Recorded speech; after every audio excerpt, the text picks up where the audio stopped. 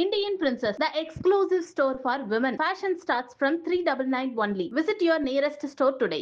அனைவருக்கும் வணக்கம். நான் நந்தினி. இன்று இருக்கக்கூடிய சில முக்கியமான டிஃபென்ஸ் அப்டேட்ஸை பார்க்கலாம். பிலிப்பைன்ஸ் அடுத்து இந்தியா இன்னொரு நாட்டுக்கும் பிரம்மோஸ் ஏவுகணைகளை விற்க போறாங்க.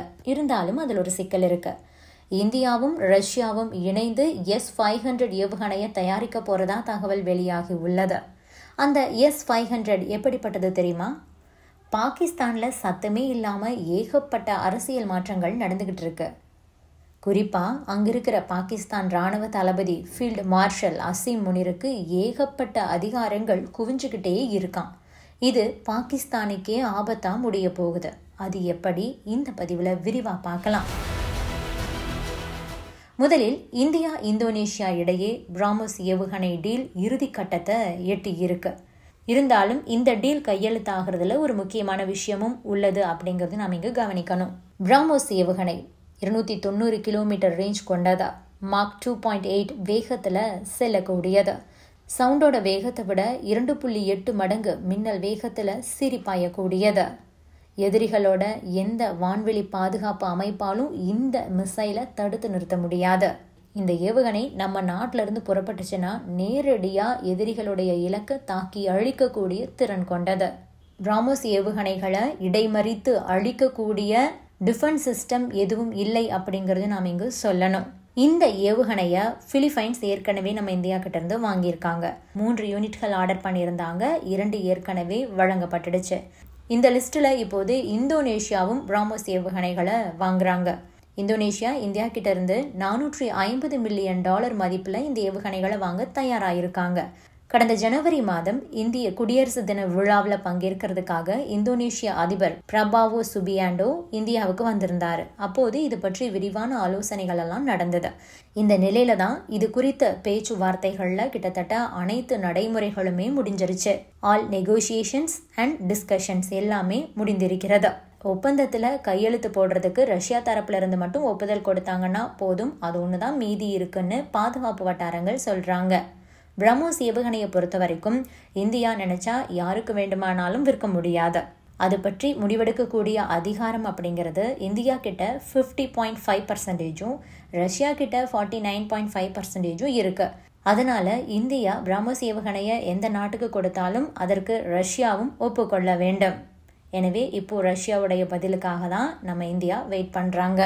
அடுத்ததா இந்தியாவும் ரஷ்யாவும் இணைந்து S-500 ஏவுகணை அமைப்பை தயாரிக்க போறதா தகவல் வெளியாகி இருக்கு. இந்தியா பாகிஸ்தான் இடையே பிரச்சனை வந்தபோது பாகிஸ்தான் இந்திய பகுதிகளை நோக்கி வீசிய ஏவுகணைகள், ட்ரோன்கள் போன்றவற்றை S-400 தான் நடுவானத்திலேயே தாக்கி அழித்தது. இதோட அடுத்த வெர்ஷன் தான் S-500 ப்ரோமேத்தியஸ். இது ஒரு next generation surface to air missile system. இதனோட operational range 600 kilometre. S-500 S-400 விட கூடுதல் வசதிகள் கொண்ட ஒரு சப்ளிமெண்ட். இது ballistic missiles, hypersonic cruise missiles, stealth போர் விமானங்கள் ஆகியவற்றை கூட அதிக உயரத்தில் இடைமறித்து தாக்கி அழிக்கக்கூடிய திறன் கொண்டது. இதனோட cutting edge radar systems 2000 kilometre வரையிலான பாலிஸ்டிக் டார்கெட்ஸையும் 800 கிலோமீட்டர் வரையிலான ஏர்போன் டார்கெட்ஸையும் கண்டறியக்கூடியது. 5ஆம் தலைமுறை ஸ்டெல்த் போர் விமானமான F-22 ராப்டரை கூட இந்த அமைப்பு இடைமறித்து அழிக்கக்கூடிய திறன் கொண்டது அப்படின்னுட்டு ரஷ்ய தரப்பு சொல்லுது. ஒரே நேரத்தில் 10 பாலிஸ்டிக் வார்ஹெட்களை கூட அடையாளம் கண்டு இடைமறிக்க முடியும் அப்படின்னும், தாழ்வாக பறக்கக்கூடிய செயற்கைக்கோள்களை கூட இதன் மூலமா சுட்டு வீழ்த்த முடியும்னு ரஷ்யா சொல்றாங்க. குறிப்பா அமெரிக்காவோட பேட்ரியாட் மிசைல் சிஸ்டம் இருக்கு இல்லையா, அதுக்கு எதிராக இது செயல்படக்கூடியது.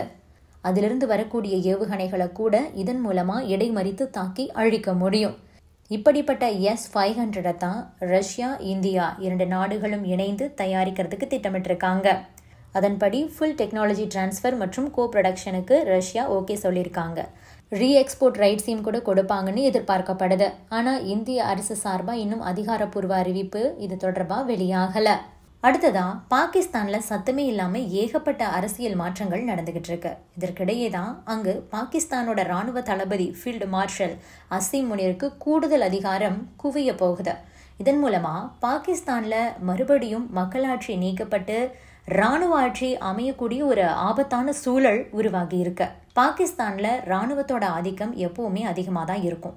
கடந்த காலங்களில் அங்கு பல முறை மக்களாட்சி வீழ்த்தப்பட்டிருக்கு. இதனால அங்கு ராணுவத்தில் நடக்கக்கூடிய சின்ன சின்ன விஷயங்களும் கூட மிகப்பெரிய கவனத்தை பெறும்.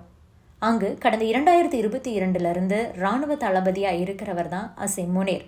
அவருக்கு சமீபத்தில் தான் ஃபீல்டு மார்ஷலாக பதவி உயர்வு கொடுக்கப்பட்டிருக்கு. இந்த ஃபீல்டு மார்ஷல் அசீம் முனீருக்கு இப்போது மேலும் கூடுதல் அதிகாரத்தை கொடுக்க போகுது. இதுக்காக ஷெபாஸ் ஷெரீப் தலைமையிலான பாகிஸ்தான் அரசு தனது அரசியலமைப்பிலேயே சில திருத்தங்களை செய்யறதுக்கு திட்டமிட்டிருக்காங்களாம். இதன் மூலமா ராணுவத்துக்கு அதிக அதிகாரங்கள் வழங்கப்படலாம்னு தெரியுது. கடந்த சில நாட்களாகவே இது தொடர்பான தகவல் வெளியாகிய வண்ணம் இருக்கு. இதற்கிடையே தான் அதை பாகிஸ்தான் அரசும் கூட இப்போது உறுதி பண்ணியிருக்காங்க. 27வது அரசியலமைப்பு திருத்தத்தை விரைவிலேயே நாடாளுமன்றத்தில் தாக்கல் செய்ய இருக்கிறதா பாகிஸ்தான் தரப்பு சொல்லுது. ஆயுத படைகளோட கட்டமைப்பு தொடர்பான மாற்றங்கள் இதில் இருக்கும்னு தெரியுது. பாகிஸ்தானோட துணை பிரதமரும் வெளியுறவுத்துறை அமைச்சருமான இஷாக்தார் அந்த நாட்டோட நாடாளுமன்றத்திலேயே இதை உறுதிப்படுத்தியிருக்காரு. இந்த நடவடிக்கை அப்படிங்கிறது அசீம் முனீரோட ஆதிக்கத்தை மேலும் வலுப்படுத்தும்னு தான் பலரும் சொல்றாங்க. இது பாகிஸ்தானுக்கு கண்டிப்பா சிக்கலை தான் கொடுக்கும். ஏன்னா பாகிஸ்தான்ல கடந்த காலங்களில் பல முறை இராணுவ ஆட்சி அமைஞ்சிருக்கு. மக்களால் தேர்ந்தெடுக்கப்பட்ட அரசுகள் கவிழ்க்கப்பட்டு இராணுவ தலைமை ஆட்சிக்கு வருவது அப்படிங்கிறது பல முறை நடந்திருக்கு.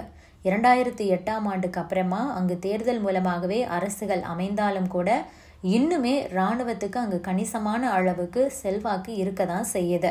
அப்படி இருக்கும்போது இராணுவத்துக்கு கூடுதல் அதிகாரம் அப்படிங்கிறது ஒரு எச்சரிக்கை மணியாகவே பார்க்கப்படுது. இந்த சட்ட திருத்தத்தில் எந்த மாதிரியான மாற்றங்கள் வரும் அப்படிங்கிறது பற்றின தகவலையும் பார்க்கலாம்.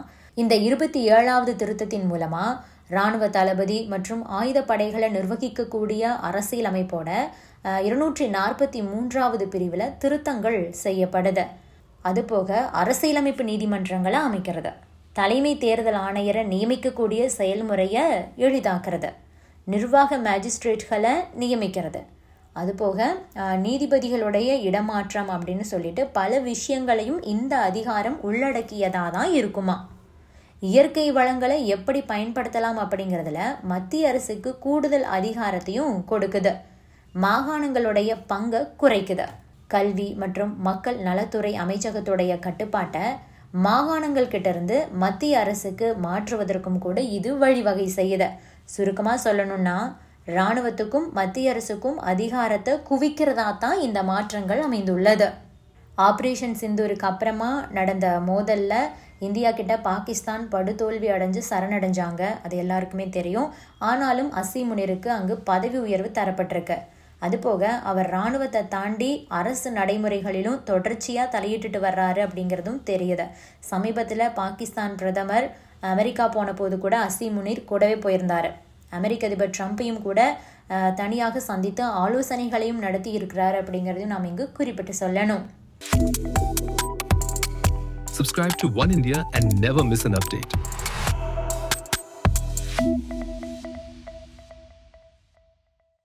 Indian Princess, the exclusive store for women. Fashion starts from 399 only. Visit your nearest store today.